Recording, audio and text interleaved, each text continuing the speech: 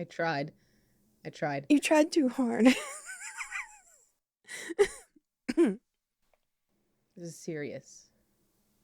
I'm Ris. And I'm Doll. And we love talking about motorsports. Yeah, that thing. Mm-hmm. This is my Oscar Piastri impression. This is a lot of fun. Okay, that was a really bad introduction. We'll get there one day. One day we'll have an introduction that makes sense. In the meantime, you're going to have to settle for whatever that was. Cat! Oh, and this is Evie. Hi, Evie. She likes being petted while we watch and talk about motorsports. Hi, baby. Where's mine? Mine left. Yeah. Mine don't give a shit about me. Anyway, it's the day after... What's the name of the race? The AWS Gran Premio Doll made in Italy. Emilia-Romagna. Something. Imola. It's the day after Imola. For the plebs who don't even know the race's Christian name. Even though they have it plastered everywhere. Yeah, but it's like a whole paragraph. So anyway, that was a race. It was a whole weekend of race-related activities. I guess we should start with, before the weekend even got started, we had rumors about this weekend, right? Yeah. We had Franz Hermann the week before doing Franz Hermann things. Mm-hmm. We were waiting for Colapinto to step in for Jack Doohan. We were waiting for Christian Horner to get the boot. Still waiting. Some of these things happened, and some of them did not. We'll come to that, I'm sure. But honestly, man, it was such a crazy week, and I don't know about you or listeners, but I work and like I have stuff to do. I don't think I even watched FP3 in the end. Mm-mm. I think I watched the first two practices, quali, and then the race. I don't know. I don't know what even happened. I know that we had a couple flags. Bortoletto was in a wall at some point, or beached or something. Maybe Hadjar beached himself. I know that we had a lot of flags, and then in quali, wow, we could just start there because that one was wild. I do want to point out one thing. We did have an appearance of Franz Hermann at free practice. Did we? We did. He was on the list driving the Red Bull. Oh. Yeah. So Franz was there? He was there. Huh. He was listed as a driver for Red Bull. That's good. I'm glad he got to see... He got to test some Formula One cars. That's good. And I heard that he's in talks for negotiations of contracts and stuff. So we shall see. That would be cool. Mm-hmm. I would love to see that. But after... I don't think there's going to be a seat open anytime soon after what Max did this race. Like, you know, I don't think they're going to fire him anymore. I think they're going to want to keep him after that performance at Imola. I think Franz might have to look somewhere else. Yeah. But, you know, there's only 22 seats next year. So, I mean, maybe he can go to Cadillac. Cadillac hasn't made any announcements yet, but I had seen on their Instagram that there was news coming this week. I didn't see this. I think it was posted yesterday. I hope it's good news. I have high hopes for Cadillac. Oh my God. There was a rumor going around that it was going to be 2 Mexican drivers on the American team. And I thought, man, wouldn't that be perfect? But Pato is not going to leave Indy. And the fact that he even said that he was like circulating that rumor himself, like he was pushing that rumor as a chaos goblin. So if only. But yeah, we should probably touch on quali because that was pretty wild. Yeah. So I got distracted and didn't turn in until just about the end of Q2 just in time to watch Lance Stroll knock out the Ferraris. It made me so happy. I mean, everyone's a Ferrari fan. I'm a Ferrari fan. I love Sir Luham. I love Chucky LeClucky. I love them. However, good God, it was so good to see Lance and Alonso both in Q3. I think Lance gets a lot of unnecessary hate. And I just was... And those Aston Martins are trash. Yeah. They're absolute trash. So it was just nice to see them with a good result there. But like, that's not even the wildest story from this quali, honestly. No. I mean, the elephant in the room is Yuki. Absolutely destroying the car. Oh my God, that accident.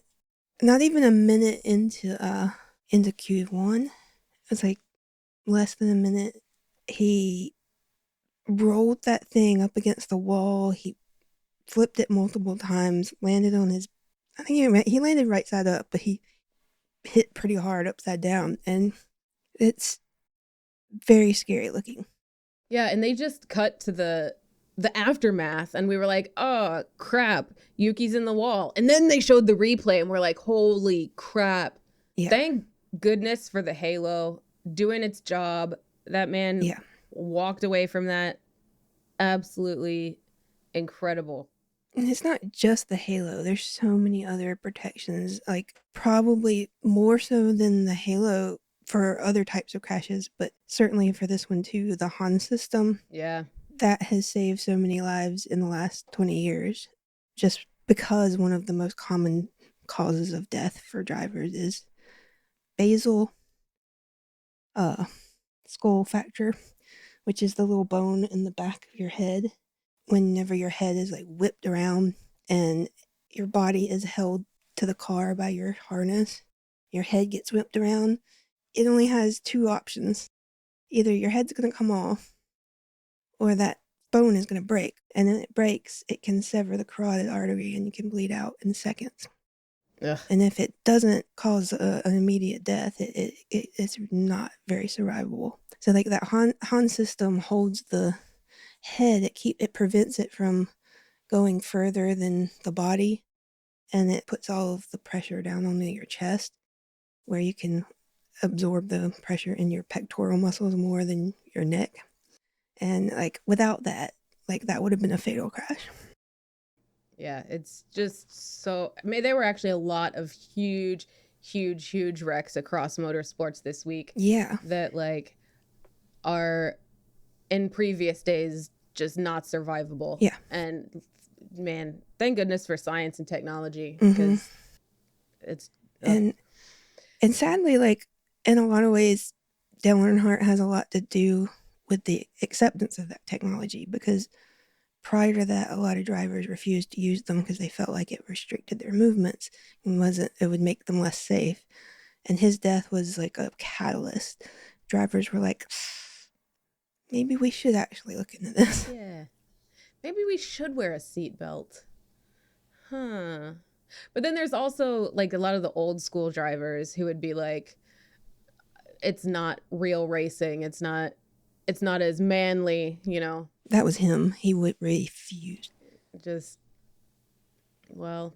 I mean, he even altered his belt. He wouldn't wear his 5-point harness correctly, which they thought was part of what killed him, but it was really that force of his head whipping that way. Ugh. Yeah. Little good old internal decapitation. Yes. Love that. Love that. Moving swiftly on from that. So Yuki was fine. He ended up racing from the pit lane and finishing in the points in the end. That's amazing. Like, well done. Well done, Yuki. I think that Red Bull has finally made the right decision about who their second driver should be. Unless they can get Franz Herrmann, you know, but I don't think so. I think they're going to keep Yuki for a while. If they could bifurcate Max, they would. They would. They would. Of course they would. Who wouldn't? Right. I think My most disappointing moment, though, from Quali was Behrman. He was in. He was totally in. He was 100% in.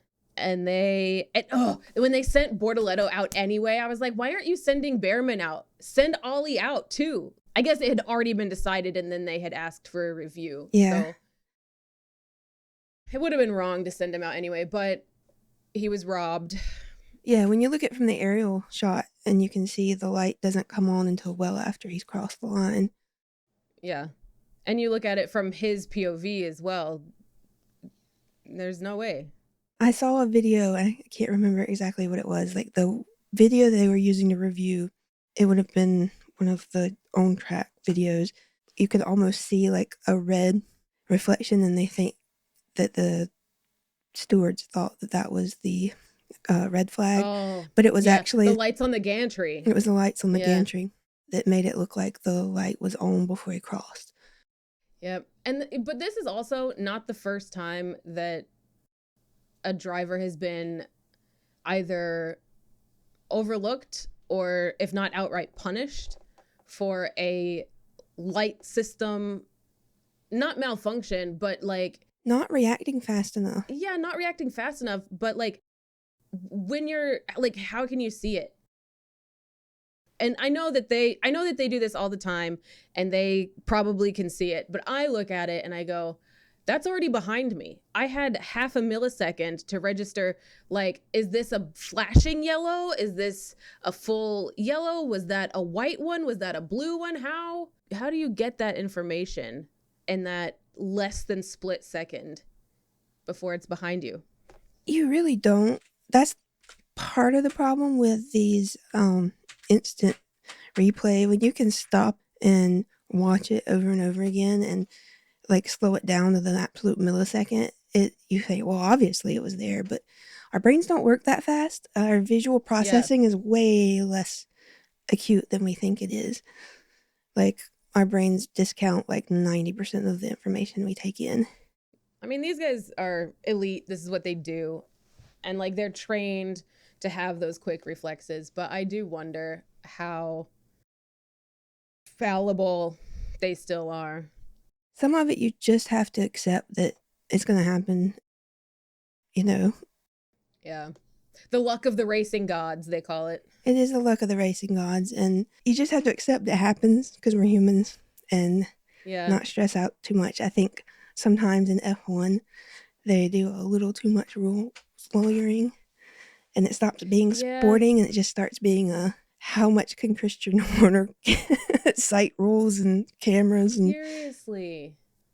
And at one point even George Russell gets in on the act, like, he was on the grass just then, he was on the grass. Like, come on, you're allowed to be on the grass. He kept his toes over the line. He's good. So he kicked up some grass, let him go. Why are you complaining? Why are you tattling? Everyone tattling on each other. Good God, boys. But at the same time, these, like, you come from competitive sports, I come from competitive sports.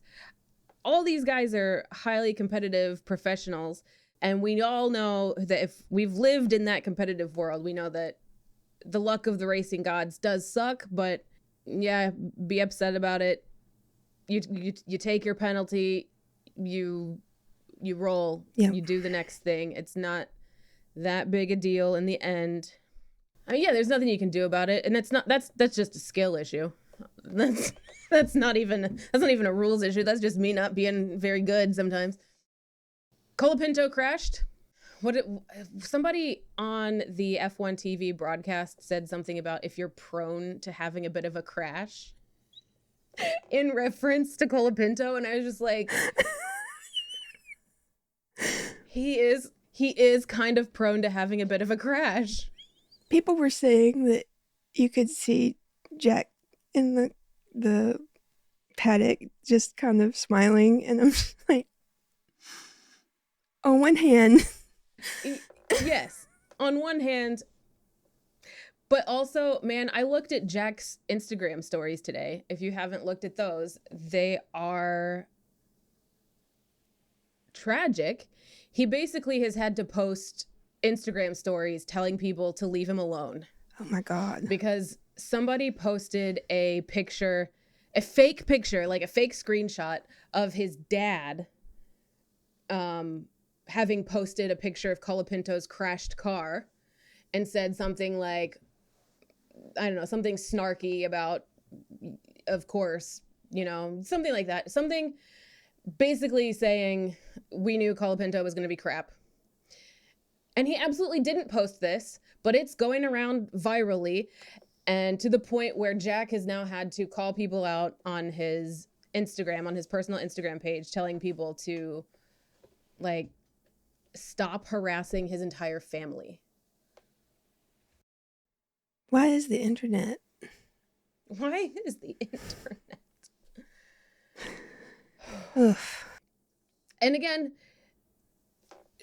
it's not even the wildest part of Quali. That's not even the worst of it. Signs on top in Q2. Anna Williams. The hopium in this race was like, it began so early. Aston Martin, Williams, both in Q3. Yeah. Ferrari, not. No. Oh my God. And yeah, I mean, as much as I love Ferrari, man, it was nice to see, like, okay, maybe this race is going to be interesting. Maybe we're going to get something weird in this race. And then Oscar was on pole. And I was like, we're not going to get anything weird in this race. Lando starting fourth, that was a little weird. Everyone was like, why did he do so bad? And I'm like, that's second row, guys. That's not a bad result. No. Are we ready to talk about the actual race? Yeah, let's talk about the race. What you got? Let's talk about that first turn, the first chicane. I have mixed thoughts. Tell me your thoughts on that. I was like, I can't believe I just saw what I just saw. Like, how is that humanly possible? Literally, man's got overtaken by George. So we started Oscar, Max, George, Lando. That was our first two rows. George got an incredible start, was overtaking Max, and somehow Max has overtaken both of them. And where was Oscar? Like, where was he? It was so good to see him make a mistake. And now it's not like a huge mistake when you're, again, like, is fighting it really against a mistake? Max. Because Max just sort of found a wormhole and went right through it. I don't think he defended his position. Yeah, you're probably right. But also, you're defending from George and then just missed that Max was. Yeah, I feel like he was not. Again, it's Max. So, and I think Oscar even said, yeah, I would have done it different. I definitely didn't see that coming, and I should have. And I was like, so, like, thank goodness, Oscar, perfect Piastri, finally shows his human side. Finally.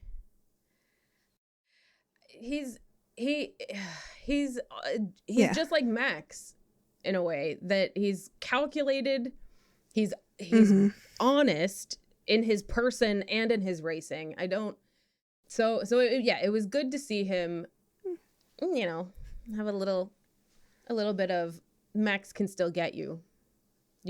Max, do not count him out, and don't count out George. I still think it would be absolutely hilarious if George spends most of the season at P3, and then at the very end, like, you know, Oscar has a couple more off races, and he has a couple of P1s, and next thing we know, George is the world champion. That's honestly my dream at this point. I'm like, because I'm tragically a Lando fan, and I'm watching Oscar crush all of my hopes and dreams. But, you know, we're still Still early. I mean, George taking it away from all of them would really be the best option. Like, you guys shut have up, been all of bickering you. all year. I'm just gonna win the next 4 races, knock you all out of the championship. Everyone, shut up. This is mine. I would honestly love to see it. I would, as much as I'm a George type of person, I would love to see him win. So Toto Wolff was not in Imola because his son was graduating from college or something. Yeah. Yeah, silly reason.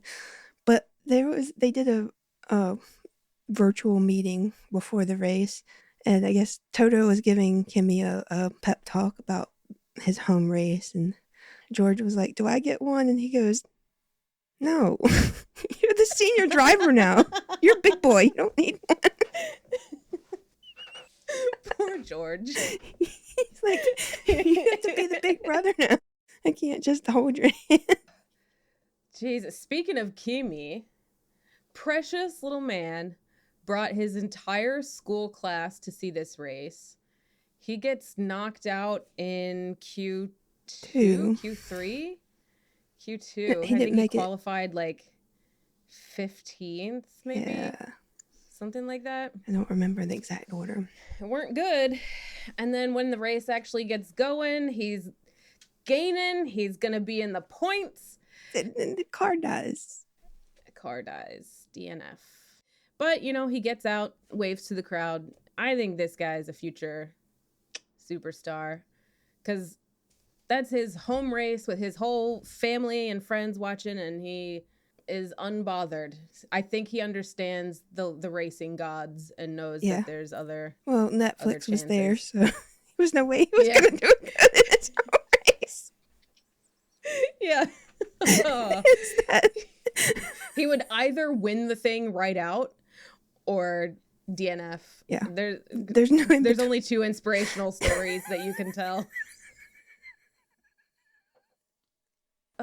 This was one of those races where I thought it might be rigged. Like Netflix and F1 might be in cahoots to engineer a perfect story for viewers. But I mean, because we had Albon in 3rd for a long time. Mm-hmm. We were this close to a Williams podium. And then Leclerc runs him off the road. Through goes Hamilton. Leclerc does give him his place back, but at that point the damage has been done, and Lewis isn't going to give him his place back. That's not the rule. Mm-mm. So there was that. So he ended up 5th, I think. Yeah, Albon in 5th. Yeah, so he split the Ferraris. Hamilton, Albon, Leclerc, and then Russell in 7th, and then Sainz, and then my boy Isaac Ajar. First points. Had joints. And then Tsunoda. Alonso just out of the points. That was tough because they qualified so well to finish 11th and 15th. Yeah, unfortunately, those Aston Martins just aren't gonna. They don't have the power to keep it up all race. They don't, especially with the likes of the McLarens that apparently don't overheat their tires at all. They've got some sort of cooling system going on that nobody else is quite sure about. I've seen some speculation on how it's happening, and based on the response that the FIA gave to the investigation in Miami, I suspect that it's true. So, like, the actual airflow through the car is what is cooling off the brakes. At least that's the speculation. Like, there's some sort of way of wind tunnels within the actual body of the car that is pulling the air around the brakes, pulling the heat away from the brakes. It's either that or they have made something out of a material that acts as a heat sink. But since I don't think there's a material that would work hard enough to actually be braking material. It would be hard to say that that would have passed inspection. So I suspect the airflow is the key. I think most people are in agreement that it's an airflow thing, but nobody's cracked it else other than them, I guess, and it's working for them. And it's working for them to like a crazy point where Oscar pitted. I think it was his first stop, and he ended up at the back of the pack, just as and the flag. had and yeah, just as we had the he got in after the flag, I think, didn't he? Yeah. Lando no, pitted the lap before. Mm-hmm. Lando pitted, and then virtual safety car for Ocon's car just breaking down. Yeah. But when Oscar finished his pit, he was behind so many people. And it's a testament to that car and to Oscar that I thought his race was done, because just the overtaking, apparently, I mean, everyone says that the overtaking opportunities are not great at Imola. Well, Oscar didn't get that memo. Yeah. Because he done overtook everybody. Well, it wasn't just Oscar either, because Charles pitted shortly after, and both of them were back up in the top 5 when the virtual car went out, basically negating all of the work they did to get back through the pack. Yeah. Pretty unfortunate. Again, the racing gods are cruel. And then Lando pitting literally the lap before the virtual safety car. But then the actual safety car, he was on fresher tires, so he didn't need that. I think he was working on a one-stop strategy, so he was, that second pit for him was just like, hey, let's just do this and, see if it works out. And it did. And then I was like, well, why didn't they pit Oscar again?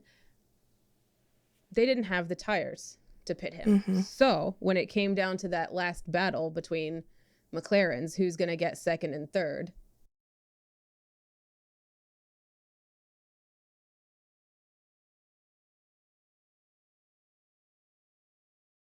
I do question that if you've got someone that's making a more of a championship bid, why did you choose to pit the other one first?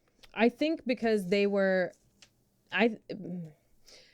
is not known for its intelligent strategy. First off, I mean, almost as bad as Ferrari. I was going to say, like, this is the Ferrari strategy.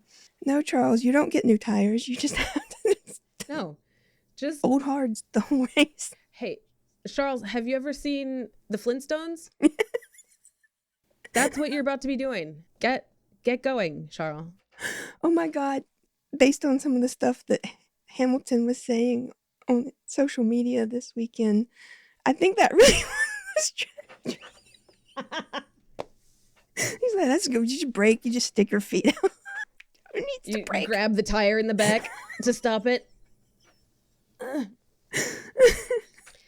think they were going for two different strategies for McLaren. I think that they were trying to do a 2-stop for Oscar, and because Lando doesn't have the best chances of the two at the moment for a championship, they were going to put him on a 1-stop. And so that's, I think, why they pit Oscar first, because he's trying to do 2 stops. Lando's turned into a 2-stop because of convenience, the convenience of the safety car. And it worked out better for him because the racing gods. I question why they didn't switch the drivers. Why didn't they swap positions? Why did they have them fight it out? I know papaya rules, whatever. But when one of them's on 2-lap old tires and the other's on 20 and you're right behind Max, one of them's going to have the chance to win and one of them's absolutely not. They should have swapped positions just then and there. Yeah. And let Lando let him use his tires instead of following Oscar for I don't know, at least a lap, and then having to fight and overtake. But then we wouldn't have got that beautiful, beautiful duel. It was ballsy. I was proud. I was proud of both of them. It was gorgeous. And I thought, oh my God, this is how it ends. These two are going to come together and ruin it for everybody. And they didn't. And they ended up second and third. Oh, Franz Hermann. Oh, okay. So since we're absolutely not talking about Max, let's talk about Max for a second, because we haven't talked about him enough. Last year, I think this is my 1 year anniversary of watching, like committedly watching F1, because I remember last year, Max Verstappen stayed up until 4 a.m. the night before driving on iRacing. And everyone was like, how can he focus? How is he going to do in the race when he's so tired? The bastard won. Okay. Then they were like, I don't know if it's actually true or not, but there was rumors of having a curfew put in place for him. And there's no way that an adult man is going to listen and obey a curfew, a video gaming curfew. That's at least of all Max Verstappen. Take the power cord away from the Xbox. Like, there's no way that really happened. But anyway, he did it again this year. The night before, stayed up late on iRacing. I think set a track record on iRacing the night before, actually. And then wins in Imola. I'm actually convinced that the man sleeps in a race car bed and he dreams about overtaking people. You know he sleeps in a race car bed. You know he does. Vroom, vroom. And Kelly's like, can you stop making the noises? Can you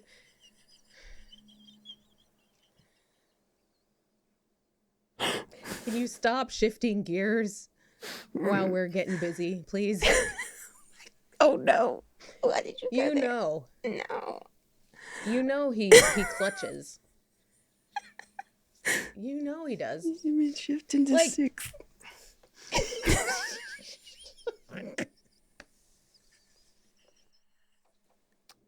This man, he is something else. I mean, I'm not one to make diagnoses, but this man really likes racing. Really likes racing. I don't know how to end. We just don't. I don't either. Bye. We just faded out. Like music in the 80s when you just keep playing. Is it slow? I'm just gonna keep repeating the chorus. Yep. I always wondered how those songs ended when they were played live. Have to actually they actually have to make an ending. It reminds me, my 8th grade class had a talent show, and one band got up there to play. I forgot what song they played, but they didn't know how to end it. So they just kept playing until the teacher was like, "You think you can wrap it up now?" They just sort of slowly stopped playing. 6 minutes. We need someone to just pull the plug on us. Excuse me. What if I just hit stop right now?